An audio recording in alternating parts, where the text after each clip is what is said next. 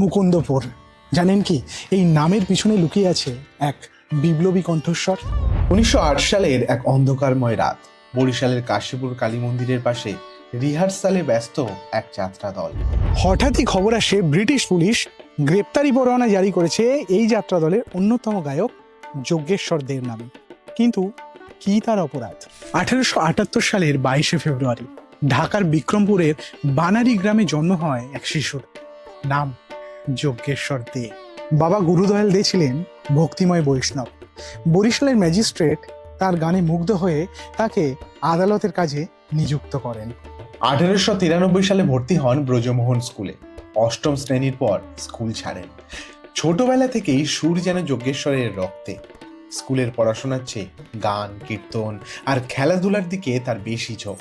1897 সালে বরিশালের বিখ্যাত কীর্তন শিল্পী বীরেশ্বর দত্তের দলে যোগ দিলেন। সুর আর কথার মোহে তার জীবন বাঁক নিল এমন পথে যা তাকে তৈরি করলো আগামীর যোদ্ধায়। গুরু বীরেশ্বরের মৃত্যুর পর নিজেই গড়লেন কীর্তন দল।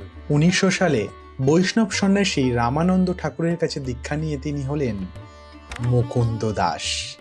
1905 সাল বিপ্লবী অশ্বিনী কুমার দত্তের নজরে পড়লেন তিনি। মুকুন্দ দাসের গলা শুনে আঁচ করেছিলেন, এই ছেলেটির গানে আগুন আছে, এই গলায় আছে জনতার বিদ্রোহ।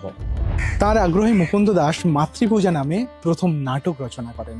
দুর্গাপুজোর মহাসপ্তমীর দিন নবগ্রামে এই নাটক প্রথম প্রকাশ্যে যাত্রা অভিনয় হয়।